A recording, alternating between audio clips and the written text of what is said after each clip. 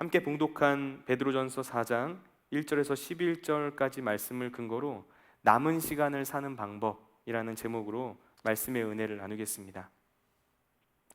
얼마 전에 제가 군대에 간 한 청년에게 카카오톡으로 이렇게 연락을 했습니다.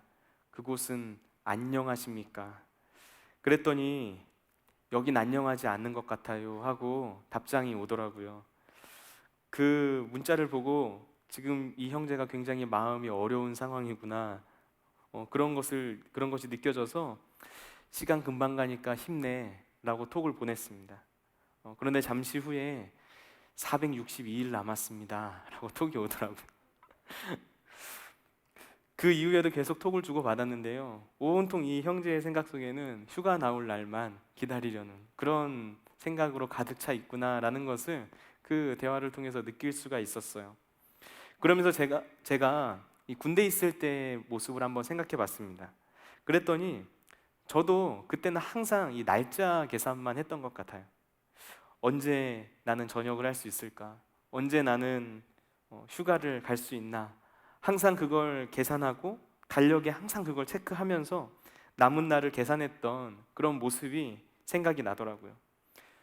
군대에 있을 때 저는 항상 언제 이 시간의 끝이 올까라는 것을 생각하면서 하루하루를 살아갔던 거죠. 그런데 요즘 저의 모습을 돌아보니까 그때 당시와는 조금 달라진 것 같아요.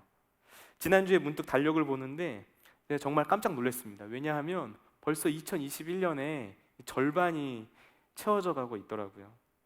올해가 시작된 게 얼마 되지 않은 것 같은데 벌써 한 해의 절반이 채워지고 있는 거죠. 그러면서 항상 이 맘때가 되면은 하게 되는 생각을 올해에도 동일하게 했던 것 같습니다.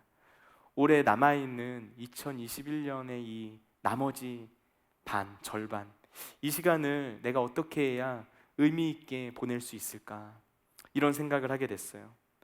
남은 시간을 사는 방법, 오늘 설교의 제목이기도 한 이 문장은 우리의 일상과 그렇게 멀리 떨어져 있는 것 같지는 않습니다. 내가 목표하고 있는 어떤 일의 끝을 마주하게 될 그때까지 우리는 남은 시간을 어떻게 보낼 것인지를 늘 고민하면서 살아가죠. 청년의 때 하게 되는 가장 큰 고민도 바로 이런 맥락에서 이루어지는 것 같습니다. 내 인생을 어떻게 살아갈 것인가? 조금 그 질문을 좁게 보자면 진로나 취업 또는 결혼과 같은 문제일 수 있겠고요. 조금 그 질문을 넓게 보자면 내가 이 세상을 살아가는 삶의 방식에 관한 질문이라고도 말을 할 수가 있을 거예요. 문제는 많은 사람들이 내가 내 인생을 어떻게 살아갈 것인가 라는 이 질문에 대한 답을 찾지 못한 채 그냥 되는 대로, 살아가지는 대로 이 세상을 살아가고 있다라고 말할 수 있다는 거죠. 오늘 본문 2절 하반절에 나오는 육체에 남은 때라는 이 말은 예수님을 믿은 이후에 우리가 살아가게 될 이 땅에서의 남은 시간을 의미하는 말입니다. 우리가 예수님을 믿고 구원받았다라고 해서 곧바로 예수님을 주로 영접하는 그 순간 천국으로 가는 게 아니죠. 예수님을 주로 영접해도 우리는 여전히 이 땅에서의 삶을 살아가야만 합니다. 하나님께서 예비해 놓으신 영원한 나라에 이르기 전에 우리가 이 땅에서 살아가야만 하는 남은 시간이 있다라는 거예요. 하나님께서 우리를 구원하신 이유는 우리가 단순히 죽어서 천국에 가려는 그런 목적을 가지고 우리를 구원하신 게 아니죠. 우리가 이 땅에서의 삶을 살아갈 때 하나님의 뜻을 따라 살아가는 존재가 되게 하려고, 그리고 그런 우리를 통해서 다른 사람들 또한 예수님을 만나고 구원받는 인생이 되게 하려고 하나님께서는 저와 여러분 모두를 부르신 거예요. 그래서 초대교회 성도들은 늘 이 세상의 마지막이 오기 전에, 내 인생의 끝이 오기 전에 이 땅에서의 남은 삶을 어떻게 살아갈 것인지를 늘 고민하면서 살아갔었죠. 오늘 우리는 베드로전서 4장 1절에서 11절까지의 말씀을 통해서 이 편지의 수신자들에게 사도 베드로가 주려고 했었던 그 질문에 대한 해답, 남은 시간을 사는 방법에 관해서 생각해 보고자 합니다. 아직 내 삶의 남은 시간을 어떻게 살아가야 할지, 그 길을 찾지 못한 분들이 이 자리에 계시다면 이 말씀을 통해서 삶의 바른 방향을 설정할 수 있게 되시기를 예수님의 이름으로 축원을 드립니다. 남은 시간을 사는 방법, 첫 번째, 인생의 방향, 하나님의 뜻을 따라 살아가라는 거예요. 하나님의 뜻을 따라 살아가라. 우리 다 같이 오늘 본문 말씀 베드로전서 4장 2절 말씀을 한번 읽도록 하겠습니다. 베드로전서 4장 2절 말씀입니다. 그 후로는 다시 사람의 정욕을 따르지 않고 하나님의 뜻을 따라 육체의 남은 때를 살게 하려 함이라. 아멘.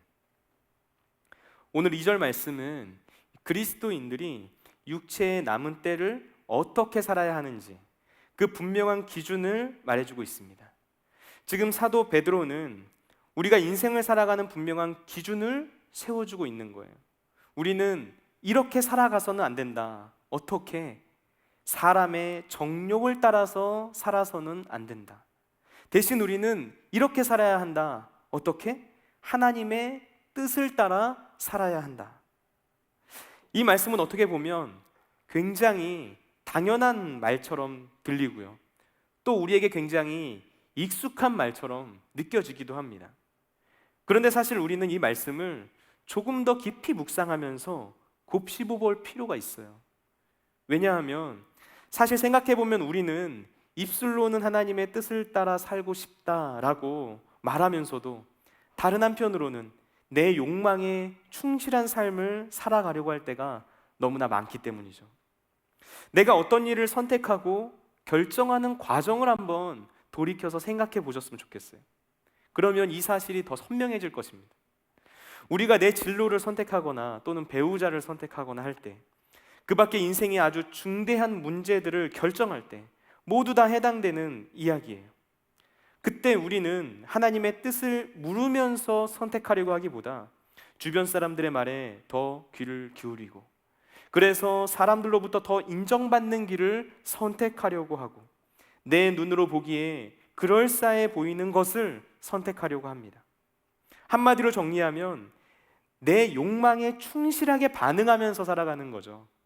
자기 만족을 위한 선택을 하려고 할 때가 너무나 많다는 거예요. 그리고 사실 이런 삶의 태도는 세상이 우리에게 가르쳐주는 삶의 방식이기도 합니다.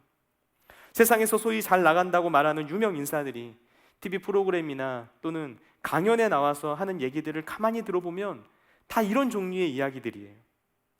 그들은 당신이 하고 싶은 것을 마음대로 하고 살아가십시오 라고 말을 합니다. 내 욕망에 충실하게 살아가라는 거죠. 그러면 우리는 행복해질 수 있다는 거예요. 우리가 행복하지 않은 이유, 내 욕구대로 살지 않고 다른 사람이, 남이 하라고 하는 대로 살아가서 행복하지 않은 것이다 라고 이야기를 해요. 그런데 여러분, 정말 그런가요? 내 욕망을 따라 충실하게 살아가면 내 인생이 진짜 행복해질까요? 그런 삶의 방식이 우리의 인생을 바른 길로 인도해 주는 걸까요? 오늘 말씀은 그렇지 않다라고 말해주고 있어요. 세상적인 가치관 속에서 생각하고 말하는 사람들의 소리에서 우리가 이 세상에서 행복해지는 방법이나 또 우리가 바른 길로 살아갈 수 있는 길을 찾을 수 있는 게 아니라는 것입니다. 우리가 어떻게 살아가야 하는지, 무엇이 맞고 무엇이 틀린 것인지를 말해줄 수 있는 존재는 이 세상에 속해 있는 사람들이 아니라는 거예요. 그래서 우리는 친구의 말이나 또는 부모님의 말, 내 학교 선배나 직장 동료가 하는 말, 그 모든 말들로부터 우리의 생각을 리셋시켜야만 해요. 왜냐하면 그들은 모두 다 답을 가지고 있지 않은 존재들이기 때문입니다. 모두 다 자기 생각, 자기 경험, 자기 주관으로 이것이 답이라고 말하는 경우들이 많죠. 아무리 세상적으로 성공한, 아무리 유명한 사람이라고 해도 마찬가지예요. 그러나 그건 어디까지나 자기 생각일 뿐이지 결코 답은 아니라는 거예요. 답이 아니기 때문에 그 말을 듣고 시간과 노력을 기울이면서 열심히 살아가 봐도 그 인생의 끝에는 하나님께서 기뻐하시는 열매가 있을 수 없다는 것입니다. 제가 신혼초에 김치볶음밥을 만든 적이 있어요. 김치볶음밥. 저희 집은 거의 제 아내가 이제 요리를 하는데요. 제가 하도 입으로 나도 요리하면은 굉장히 잘할 것 같다, 나에게도 재능이 있는 것 같다라고 이야기를 했더니 뭐라도 좀 대충 만들어 보고 그런 얘기를 해라 라고 해서 내가 김치볶음밥 한번 만들어 보겠다 해가지고 요리를 해줬습니다. 요리를 시작했어요. 그런데 놀랍게도 그때 저는 레시피를 보지 않았어요. 왜냐하면 저는 자신이 있었거든요. 내가 만들면 맛있는 김치볶음밥이 나올 것이다 라는 자신감이 있었어요. 그래서 김치볶음밥을 처음부터 끝까지 저 혼자서 처음 만들어 보는 거예요. 제 머릿속에는 완성된 김치볶음밥의 이 형상만 있었지 그 과정은 존재하지 않았거든요. 그래서 제 느낌대로, 제 마음 가는 대로 이 김치볶음밥을 만들기 시작했습니다. 그리고서 다 만든 김치볶음밥을 그릇에 예쁘게 담아서 제 아내에게 줬는데요. 아내가 한 숟가락을 먹더니 차마 입에 담지 못할 말을 하면서 왜 이런 걸 만들어 왔냐고 말을 하더라고요. 김치볶음밥이 웬만하면 맛없기가 쉽지 않은데 너무 맛이 없다는 피드백을 저한테 주는 거예요. 그리고 난 후에 이 요리 얘기만 나오면 저한테 항상 김치볶음밥 얘기를 하거든요. 그래서 얼마 전에도 또 김치볶음밥 얘기를 하길래 내가 다시 한번 만들어 보겠다 라고 해서 이번엔 레시피를 보고 만들었어요. 백종원 레시피. 그래서 그 레시피대로, 시키는 대로 그대로 만들었더니 그 다 만든 김치볶음밥을 제 큰아이가 너무 잘 먹더라고요. 너무 맛있다는 거예요. 아빠가 요리를 너무 잘한대요. 그러고 나서 생각을 했습니다. 맛있는 음식을 만들기 위해서는 맛있는 레시피를 찾아서 음식을 만들어야 되는 거죠. 그냥 내 생각대로, 내 느낌대로 만든다고 해서 맛있는 음식이 저절로 만들어지는 게 아니라는 거예요. 우리의 인생 역시 마찬가지인 거죠. 청년의 때를 어떻게 살 것인가? 내 인생을 어떻게 살아갈 것인가? 우리가 많은 생각을 할 수 있어요. 그런데 그때 중요한 건 우리는 답을 가지고 있는 존재에게 가서 답을 찾아야만 한다는 것입니다. 그래야만 올바른 답을 얻을 수가 있다는 거죠. 우리 인생의 답, 누가 가지고 계신가요? 우리를 만드시고, 우리를 택하시고, 우리를 부르신 분, 우리 인생을 계획하신 분, 창조주 하나님 아버지께서 우리 인생의 답을 가지고 계세요. 그리고 하나님께서는 그 모든 인생의 답을 하나님의 말씀인 성경을 통해서 우리에게 끊임없이 알려주시고 제시하시고 가르쳐 주신다는 거예요. 사람의 정욕을 따르지 않고 하나님의 뜻을 따라 살아야 한다라는 이 말씀을 통해서 우리가 알 수 있는 것, 우리는 세상의 소리, 세상의 가치관의 귀를 기울이는 게 아니라 하나님의 음성, 하나님의 사람들의 삶의 방식이 무엇인지, 성경은 뭐라고 말하고 있는지에 대해서 귀를 기울여야만 한다라는 것을 알 수 있는 거예요. 하나님의 말씀에 담겨 있는 하나님의 뜻에 귀를 기울이는 사람, 내 인생을 향한 하나님의 레시피가 무엇인지를 고민하면서 하나님께 끊임없이 묻고 질문하는 사람, 바로 그런 사람이 내가 진정으로 나아가야 하는 인생의 방향을 찾을 수가 있다는 것입니다. 남은 시간을 사는 방법 두 번째, 인생을 살면서 가지 말아야 할 길, 사람의 정욕을 따라 살지 말라는 거예요. 사람의 정욕을 따라 살지 말라. 우리가 앞에서 하나님의 뜻을 따라 살아야 한다는 인생의 큰 방향을 결정했다라는 것은 반대로 말하면 우리가 사람의 정욕을 따라 살지 않기로 결정했다는 것을 의미하는 겁니다. 이건 사실 굉장히 자연스러운 결과예요. 왜냐하면 하나님의 뜻을 따라 살아가는 것과 사람의 정욕을 따라 살아가는 것은 그 삶의 방향, 그 길이 정반대에 있기 때문이에요. 그래서 우리가 하나님의 뜻을 따라 살아가다 보면 자연스럽게 사람의 정욕을 따라 살아가는 삶에서 점점 멀어지게 됩니다. 오늘 베드로전서 4장 3절 말씀은 사람의 정욕을 따르지 않고 하나님의 뜻을 따라 살아야 한다는 이 2절 말씀에 이어지는 내용을 담고 있는데요, 사람의 정욕을 따르지 않고 산다는 것이 과연 무엇인지, 우리 그리스도인들이 인생을 살면서 걸어가지 말아야 하는 길이 무엇인지 그 구체적인 예를 말해주고 있는 거예요. 우리 다 같이 오늘 본문 말씀 3절 말씀을 한번 읽어보도록 하겠습니다. 3절 말씀입니다. 너희가 음란과 정욕과 술취함과 방탕과 향락과 무법한 우상 숭배를 하여 이방인의 뜻을 따라 행한 것은 지나간 때로 족하도다. 아멘. 사람의 정욕을 따르는 것은 무엇인가? 그 내용을 보면 음란, 정욕, 술 취함, 방탕, 향락, 무법한 우상 숭배, 이렇게 정리를 하고 있어요. 이 단어가 담고 있는 의미들을 한번 간략하게 정리해 봤으면 좋겠는데요. 혹시 나에게 해당되는 것은 없는지 나 자신의 모습을 돌아보면서 이 내용을 한번 들어봤으면 좋겠어요. 음란, 성적인 욕구를 전혀 절제하지 못한 채 살아가는 것을 말해요. 인간의 육체의 본능에 이끌린 부도덕한 성생활이죠. 정욕, 내 안에 숨겨져 있는 이기적인 욕망입니다. 내 안에서 마치 격렬한 바람처럼 일어나고 있는 이 욕망에 충실하게 살아가는 삶의 모습이에요. 술 취함, 포도주에 만취해 있는 상태를 뜻하는데요, 과도하게 술을 마시는 행위를 가리키는 거죠. 여기서 이 술 취함이란 단어가 이어지는 방탕 그리고 향락이라는 단어와 계속해서 연결돼요.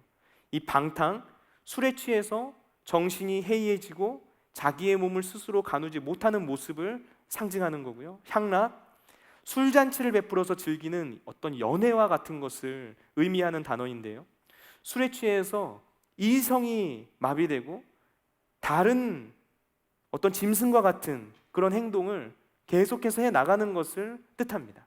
그리고 마지막, 무법한 우상 숭배, 하나님이 아닌 다른 것들을 신으로 삼고 섬기면서 살아가는 삶의 태도와 자세를 말하죠.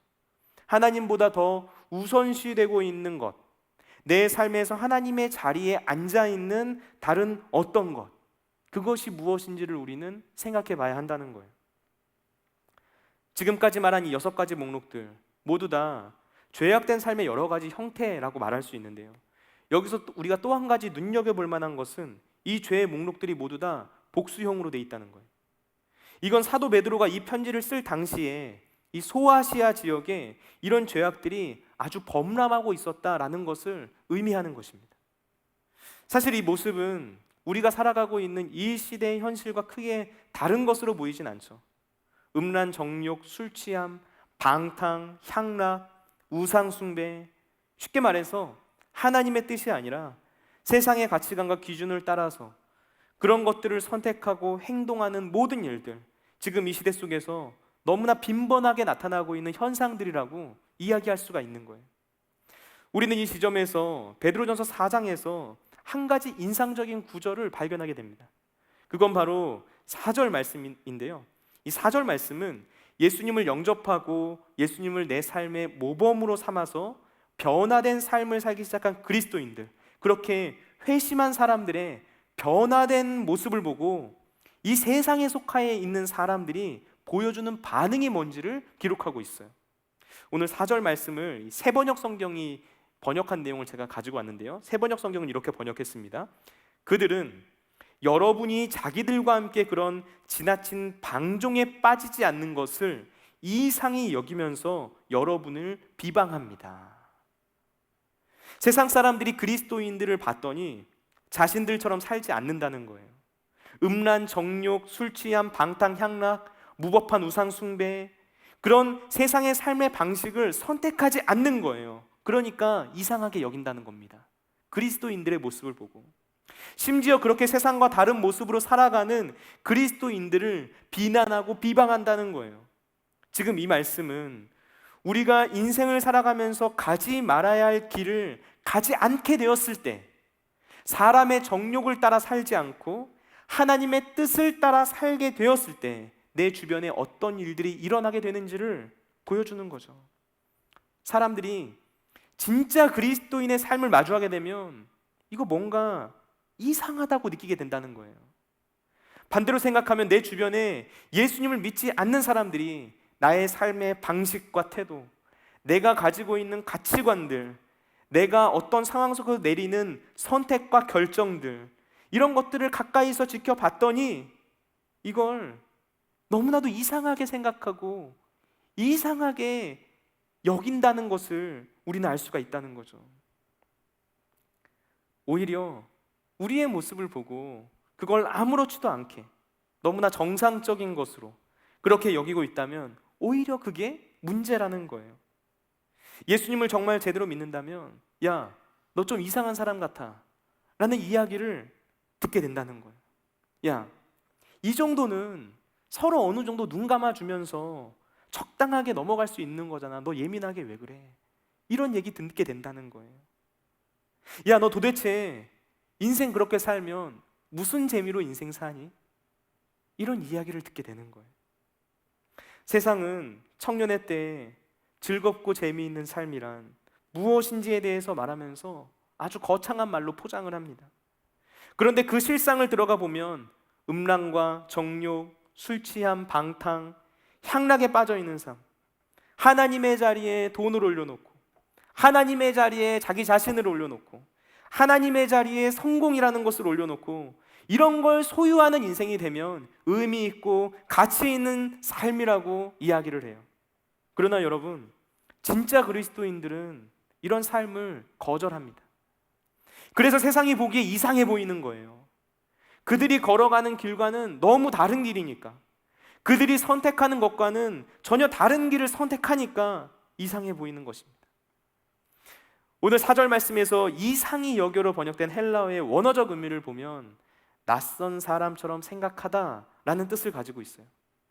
그리스도인이 된다라는 것은 내가 과거에 익숙했던 모든 것들로부터 벗어난 삶을 사는 것을 뜻합니다. 이전과는 완전히 다른 낯선 사람이 되는 거예요. 우리가 그리스도인이 된 이후에 이런 변화가 없다면, 그래서 이전에 어울리던 사람들이 나를 전혀 낯설게 보지 않고, 나를 전혀 이상하게 여기지 않고, 나를 전혀 비방하지도 않는다면 어쩌면 우리는 그냥 형식적인 그리스도인에 머물러 있는 것일지도 몰라요. 하나님의 사람들의 인생 속에는 세상 사람들과는 다른 분명한 차이가 있어야만 합니다. 세상이 말하는 가치, 현재의 즐거움에 탐닉하고 많은 돈을 벌고 사회적으로 성공하고 그리고 안정되고 편안하고 안락한 삶을 준비하며 살아가는 게 내 삶의 최고의 가치가 아니라는 거죠. 그보다 더 높은 곳에 우리 인생의 가치가 있다는 거예요. 세상과는 다른 더 높은 가치, 나를 통해서 한 영혼이 살아나는 거예요. 예수님을 만나는 거예요. 나를 통해서 진짜 그리스도인들이 모여있는 공동체가 세워지는 거예요. 나를 통해서 이 세상 가운데 하나님의 정의와 공의가 바로 세워지게 되는 거예요. 나를 통해서 온 열방 땅끝까지 예수님의 십자가 사랑이 전해지는 것입니다. 우리는 세상과 같은 것을 추구하지 않고 세상과 다른 가치, 다른 길을 바라보고 선택하며 살아가는 사람이라는 것입니다. 남은 시간을 사는 방법 세 번째, 더 구체적인 삶의 모습, 근신하여 기도하고 뜨겁게 사랑하라는 거예요.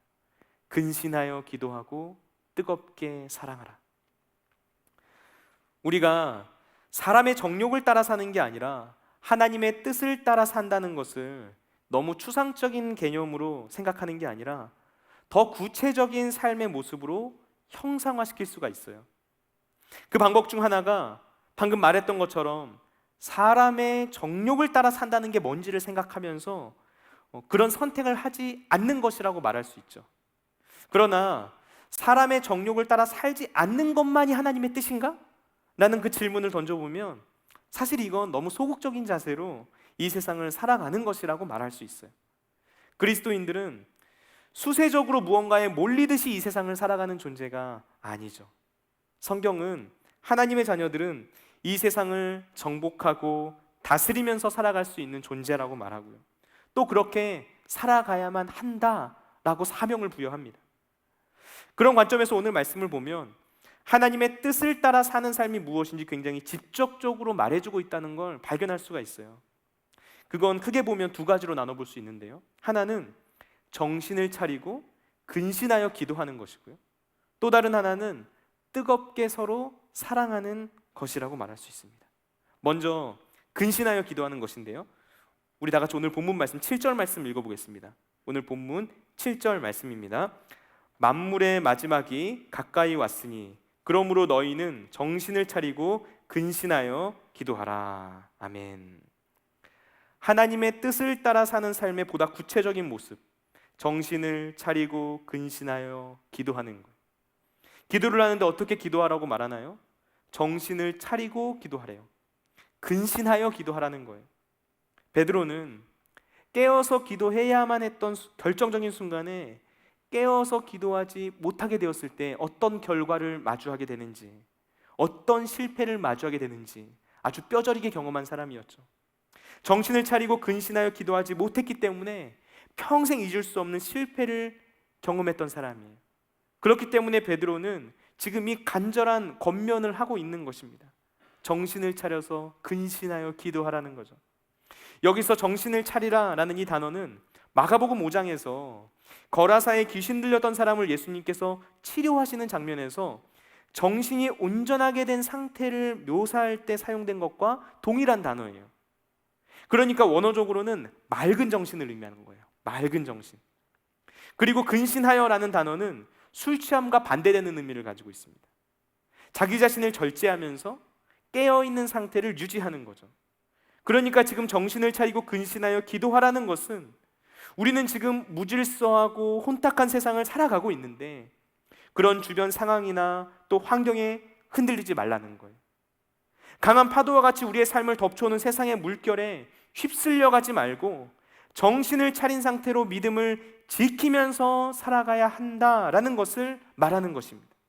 여러분, 지금 이 시대는 우리의 믿음이 하나님의 시험대 위에 올라와 있는 시대라고 말할 수 있어요.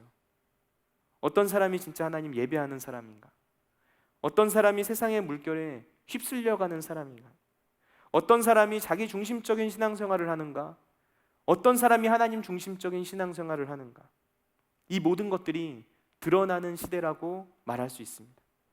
누가 하나님의 마음으로 교회 공동체를 그리고 한 영혼을 바라보고 있는지, 그리고 누가 이 시대를 관통하는 하나님의 마음에 공감하면서 시대의 현상들을 분별하며 살아가고 있는지, 지금 하나님께서 이 세상 속에서 그리스도인이라 불리는 모든 사람들을 굽어 살피면서 누가 진짜이고 누가 가짜인지를 분별하고 계시는 거예요. 하나님의 뜻을 따라 사는 삶의 보다 구체적인 모습, 또 다른 하나는 뜨겁게 서로 사랑하는 것이라고 할 수 있어요. 오늘 본문 말씀 8절 이하의 말씀을 보면 그 내용이 나오는데요. 그런데 그 내용이 단순히 뜨겁게 서로 사랑하라로 그치는 게 아니라 그 사랑의 구체적인 형태가 무엇인지를 보여주고 있어요. 8절을 보시면 뜨겁게 서로 사랑하는데 그 사랑이 허다한 죄를 덮는다고 말해요. 사랑은 허다한 죄를 덮어버립니다. 우리의 사랑을 돌아보고 반성하게 만드는 도전적인 메시지죠. 우리는 누군가를 사랑해야 한다라는 말을 생각할 때 그 상대방이 과연 사랑받을 만한 대상인가를 생각하면서 그것을 따지려고 해요. 그런데 뜨겁게 서로 사랑하라고 말하면서 그 사랑이 허다한 죄를 덮습니다 라고 말하고 있다는 것은 우리가 해야 하는 사랑은 상대방이 사랑할 만하기 때문에 사랑하는 것이 아니라 그에게 죄가 있어도 허물이 있어도 상대방이 부족하고 연약해도 그를 사랑하는 게 진짜 사랑이라는 것을 말해주고 있다는 거예요. 여러분, 하나님의 사랑이 정말 그렇지 않나요? 로마서 5장 8절 말씀은 우리가 아직 죄인 되었을 때 그리스도께서 우리를 위하여 죽으셨다고 말을 해요. 그래서 하나님께서 우리에 대한 자기의 사랑을 확증하셨다라고 설명을 합니다. 하나님의 사랑이 우리의 모든 죄와 허물을 덮어버린 거죠. 이건 마치 자녀를 향한 부모의 사랑과도 같아요. 자녀를 향한 부모의 사랑은 그 아이의 모든 부족함을 다 덮어주죠. 이 아이가 아무것도 하지 못해도, 부모를 위해 무언가 하나 해준 것이 없어도 부모가 가지고 있는 모든 것들을 다 퍼줘도 아깝지 않은 게 부모의 마음, 부모의 사랑이라는 거예요. 이런 게 바로 모든 허물을 덮는 사랑입니다. 그래서 사람들은 사랑을 내리사랑이라고 말을 하죠. 사랑은 위에서부터 아래로 흘러간다는 거예요. 그런데 그렇게 흘러가는 모습이 마치 물과 같아요. 컵에 물이 담겨 있습니다. 근데 그 물이 담겨 있는 컵에 물을 계속 부어요. 그래서 그 컵에 담긴 물이 컵을 차고 흘러 넘치게 됩니다. 그렇게 넘쳐 흐른 물은 대상을 가리지 않고 흘러가게 되죠. 물이 사람을 봐가면서 이 사람한테는 가야 되겠다, 이 사람한테는 가지 말아야 되겠다 라고 생각하면서 자기의 방향을 전환시키지 않아요. 그저 계속해서 낮은 곳을 향해서 끊임없이 흘러간다는 거예요. 그래서 그 사랑이 넘쳐 흐른다라는 것은 서로를 위해 대접하고 서로를 위해 봉사하는 삶으로 이어지는 것을 말합니다. 사도 베드로가 8절 말씀에서 뜨겁게 서로 사랑하라는 말을 한 이후에 9절에서 11절까지의 말씀에서 서로를 위해 대접하고 서로를 위해 봉사하는 섬김의 삶을 살라고 말한 이유가 바로 이것 때문이에요. 내 안에 하나님의 사랑이 임하고 그것이 차고 넘쳐 흐르게 되면 결국 그 사랑은 내 주변으로 그리고 낮은 곳으로 계속해서 흐르고 또 흘러가게 되어 있기 때문이에요. 왜냐하면 사랑이라는 것은 말로 하는 것이 아니기 때문이죠. 행함과 진실함으로 하는 것이기 때문이죠. 저는 이 말씀을 읽고 묵상하면서 제 자신이 너무 부끄러워지더라고요. 저 자신에게 이 말씀을 읽으면서 스스로 이런 질문을 던지게 되었기 때문이에요. 나는 지금까지 어떤 사랑을 하면서 살아갔나? 나는 정말 내가 아닌 다른 누군가를 뜨겁게 사랑했나? 나는 과연 누구를 대접하며 살았나?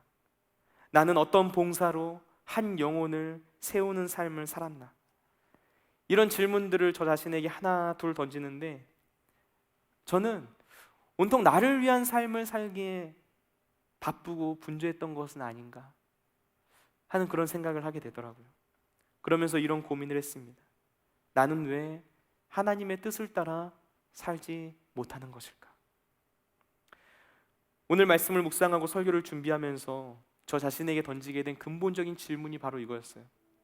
나는 왜 하나님의 뜻을 따라 살지 못하는 것일까? 이건 우리가 가지고 있는 근본적인 문제라고도 말을 할 수가 있는 것 같아요. 우리는 어쩌면 하나님의 뜻이 무엇인지 이미 알고 있었을지도 몰라요. 오늘 말씀에 나오는 모든 내용들, 다른 곳에 가면 들을 수 없는, 우리 예배의 자리에서만 들을 수 있는 그런 아주 특별한 내용이 아니라는 거예요. 우리에게 이미 아주 익숙한 내용이고요. 언제인지는 몰라도 우리가 살면서 한 번쯤은 들어본 적이 있는, 조금은 뻔해 보이는 진리라는 거죠. 그런데 우리는 왜 이렇게 뻔해 보이는 삶을 살지 못하는 걸까요? 이 질문을 저 자신에게 던지면서 이 말씀을 다시 한번 읽는데 그 답이 오늘 본문 1절 말씀에 나와 있더라고요. 1절 말씀은 이렇게 말합니다. 그리스도께서 이미 육체의 고난을 받으셨으니 너희도 같은 마음으로 갑옷을 삼으라. 이는 육체의 고난을 받은 자는 죄를 그쳤음이니. 너희도 같은 마음으로 갑옷을 삼으라 라고 말해요. 바로 이게 그리스도를 따르기 위해 필요한 일이라는 거예요. 우리가 믿는 예수 그리스도와 같은 마음으로 무장해야 한다는 거예요. 우리의 문제는 주님께서 걸어가신 그 길을 나도 따라가겠다고 고백은 하지만 주님과 같은 마음으로 무장하고 갑옷을 입으면서 살아가고 있지는 않은 것에 있다는 거예요. 예수님께서 십자가 고난의 길을 걸어가셨을 때 가지셨던 그 마음을 품고 이 세상을 살아가지는 않는다는 거예요. 이 세상을 살아가는 우리의 자세를 한 문장으로 표현하면 마치 이런 것 같죠. 나도 예수님을 닮았으면 좋겠다는 거예요.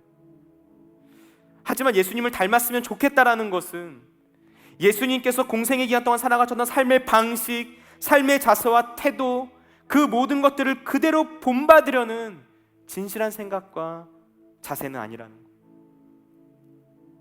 한치의 타협이나 양보를 하지 않겠다는 자세, 후퇴 없이 싸우겠다라는 그런 태도, 십자가를 지는 각오, 내가 그 십자가의 길을 피할 수 있음에도 불구하고 단호하게 그 길을 선택하는 결단과 용기.